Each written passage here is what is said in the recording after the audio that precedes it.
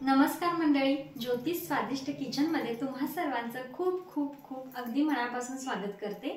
तर आज आपण आपल्या किचन मध्ये झणझणीत अशी रस्सा वांगी कशी बनवायची हे पाहणार आहोत। अगदी सोप्या पद्धतीने घरगुती साहित्यामध्येच ही वांगी बनवून होतात। तर त्याशिवाय आपल्या चॅनल वरती आपण याआधी भरली वांगी बघितली होती, गावरान पद्धतीने दूध वांग सुद्धा पाहिलं होतं। जर तुम्हाला हे व्हिडिओ बघायचे असतील तर तुम्हाला लिंक मी डिस्क्रिप्शन बॉक्स मध्ये देते, एकदा नक्की बघा। पण आजची आपली जी ही रेसिपी आहे ना, खूप छान होते, वांगी भरायला लागत नाहीत, मसाल्यामध्ये आपोआपच वांगी ही भरली जातात, तर खूप छान होते, एकदा नक्की ट्राय करा। आहा, कसली तर्री आले हो। अगदी मस्त झणझणीत अशी आपली ही वांगी बनून तयार झालेली आहेत। दिसतायतच इतकी छान, पण चवीलाही अगदी तशीच भन्नाट लागतात। खूप छान ही वांगी बनवून होतात। तर इथेही मी पाव किलो होतील इतकी वांगी घेतलेली आहेत। काटेरी वांगी आहेत, अगदी ताजी टवटवीत अशी ही वांगी आहेत। शक्यतो ना काटेरी वांगी चवीला खूप छान लागतात आणि साईजला ही जास्त मोठीही नाहीत आणि अगदीच लहानही नाहीत, अशा साईजमध्ये ही संपूर्ण वांगी आहेत। तर इथे हे पाव किलो वांगे आहेत आणि आपल्याला थोडंसं मीठ आणि तेल लागणार आहे। तर मसाला आपण बनवून घेणार आहोत, तर त्यासाठी इथे मी 4 चमचे सुकं खोबरं घेतलेलं आहे। त्यासाठी तुम्ही ओलं खोबरं घेतलात ना तरीही चालेल। 8 ते 10 लसणाच्या पाकळ्या घेतलेल्या आहेत आणि कोथिंबीर घेतलेली आहे। तर आता आपल्याला हे जे खोबरं आहे ते भाजून घ्यायचं आहे। तर आपल्याला वांग्यासाठी लागणारे सुखे मसाले आणि फोडणीचं साहित्य काय आहे ते पाहून घेऊया। तर इथं सर्वात आधी बारीक कट केलेला एक कांदा घेतलेला आहे। त्यानंतर एक टोमॅटो अगदी बारीक कट करून घेतलेला आहे। तर फोडणीसाठी आपल्याला अर्धा चमचा मोहरी, अर्धा चमचा जिरं, पाव चमचा हिंग, अर्धा चमचा हळद आणि घरचं लाल तिखट इथं मी 1.5 चमचा वापरलेला आहे। काश्मीरी लाल तिखट 1 चमचा वापरलेला आहे। कोथिंबीर 7 ते 8 कढीपत्त्याची पानं, गरम मसाला इथे अर्धा चमचा घेतलेला आहे आणि धनेपूड आहे ते 1 चमचा घेतलेले आहे। 4 चमचे भाजलेल्या शेंगदाण्यांचा कूट घेतलेला आहे। तर हे झालं संपूर्ण साहित्य। आता सर्वात आधी आपण वांगी कट करून घेऊया।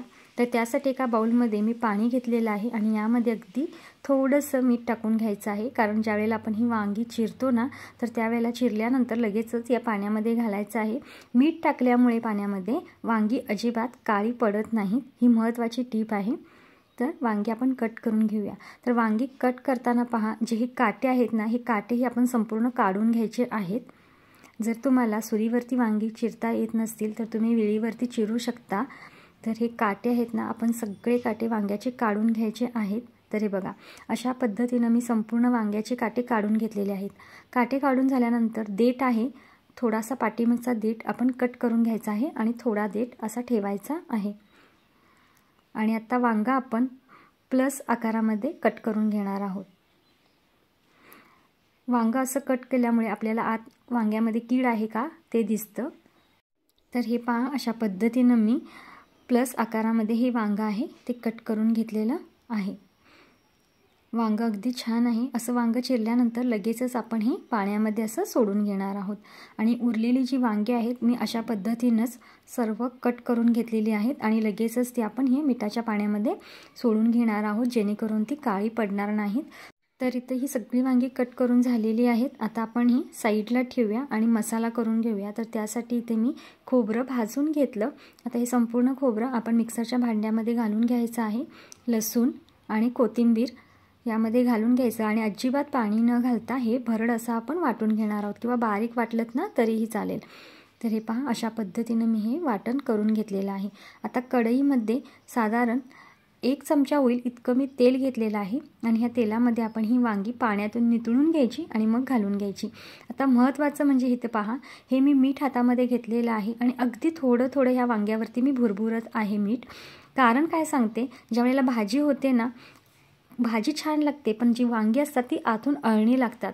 तर त्यामुळे वांग्यावरती जर तुम्ही असं मीठ थोडं थोडं घातलात ना की वांगी चिरलेली असतात आणि त्यामध्ये ते मीठ जाऊन बसतं आणि वांगी आपल्याला आतून अजिबात अळणी लागत नाहीत, चविष्ट लागतात।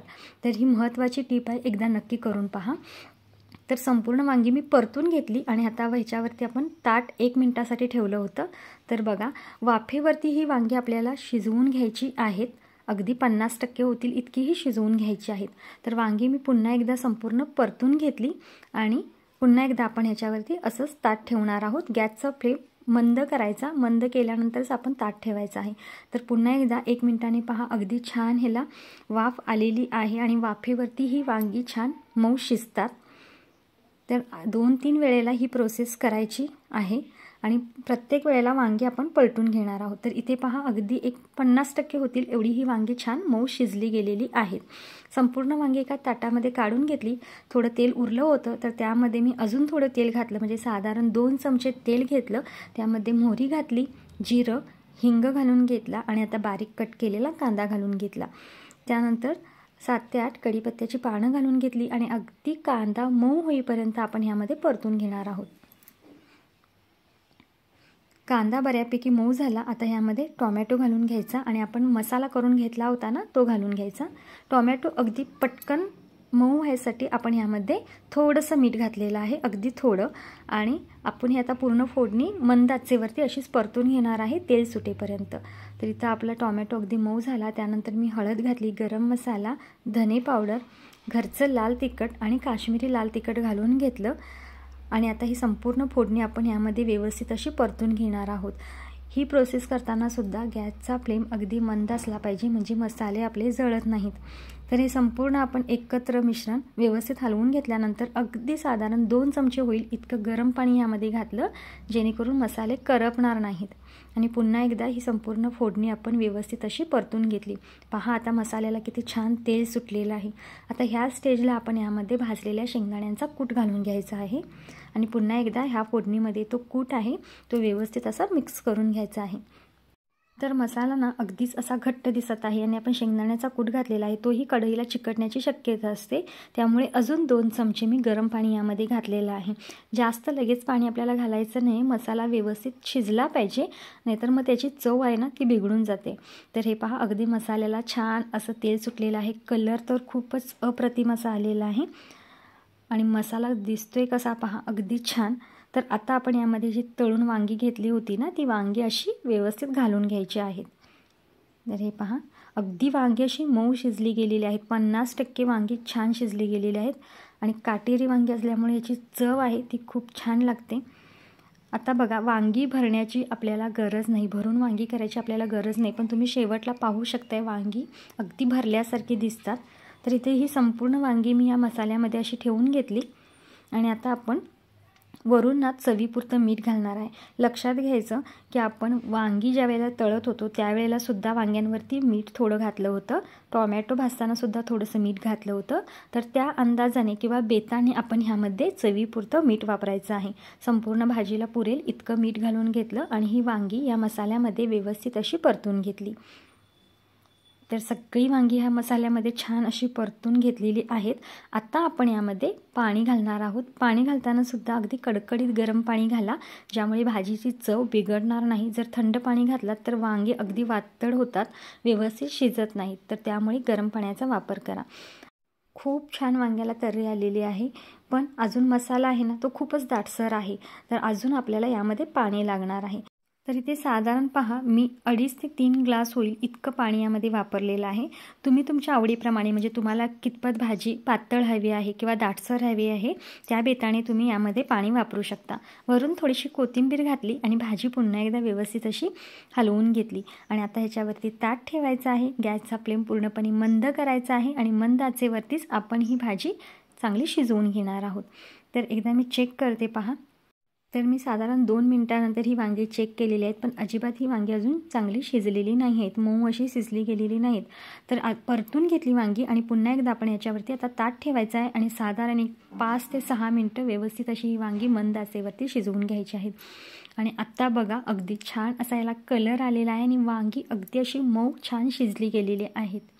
तर तुम्ही पाहू शकताय, हे पहा मस्त असं मी तुम्हाला दाखवते वांगं शिजल्यानंतर. ही सुरी पूर्णपणे याच्या आतमध्ये व्यवस्थित अशी गेलेली आहे आणि वांगं अगदी असं मऊ छान शिजलेलं आहे. आणि खरं तर ना जितकं वांगं छान शिजलं जाईल तितकं ते खायला खूप छान लागतं. कच्चं जर वांगं राहिलं ना तर ते अजिबात चांगलं लागत नाही. आणि तुम्ही पाहू शकताय वांग्याला तरीही छान आलेला आहे आणि मसाला आपला अगदी छान दिसत आहे. आपण अजिबात वांग्यामध्ये मसाला भरला नव्हता तरीसुद्धा ही भरल्या वांग्यांसारखी वांगी झालेली आहेत. अजून जर तुम्हाला पातळ रस्सा हवा असेल तर तुम्ही यामध्ये अजून पाणी घालू शकता. तर इथं आपण अगदी छान ही वांगी बनवलेली आहेत. तुम्ही ह्या पद्धतीने एकदा रेसिपी नक्की ट्राय करा. टेस्टला ही वांगी खूपच छान लागतात. शिवाय अगदी कमी साहित्यामध्ये आणि घरगुती साहित्यामध्ये ही वांगी बनवून तयार होत आहेत. दिसत आहेत ना खूप छान. अहो टेस्टलाही इतकेच छान लागतात. महत्त्वाचं म्हणजे काय आहे, ज्यावेळेला वांगी आपण चिरतो ना तर त्यावेळेला लगेचच ती मिठाच्या पाण्यामध्ये टाका, म्हणजे अजिबात ती काळी होत नाहीत. आणि दुसरं म्हणजे ज्यावेळेला आपण वांगी तेलामध्ये भाजतो ना तर त्यावेळेला थोडंसं मीठ त्याच्यावरून भुरभुरा, म्हणजे वांगी आतून अळणी लागत नाहीत किंवा बेचव लागत नाहीत. खूप छान लागतात. मसाल्यासोबत वांगीसुद्धा खायला टेस्ट लागतात. ही महत्त्वाची टीप आहे. एकदा नक्की अशा पद्धतीनं तुम्ही वांगी बनवून पहा. खूपच छान वांगी बनवून तयार होतील याची मला खात्री आहे. खूप छान दिसत आहेत ना ही वांगी. अगदी मस्त आणि चमचमीत अशी वांगी लागतात. हे पहा, आपण यामध्ये अजिबात मसाला भरलेला नाही आहे, तरीसुद्धा वांगी अगदी छान भरली गेलेली आहेत.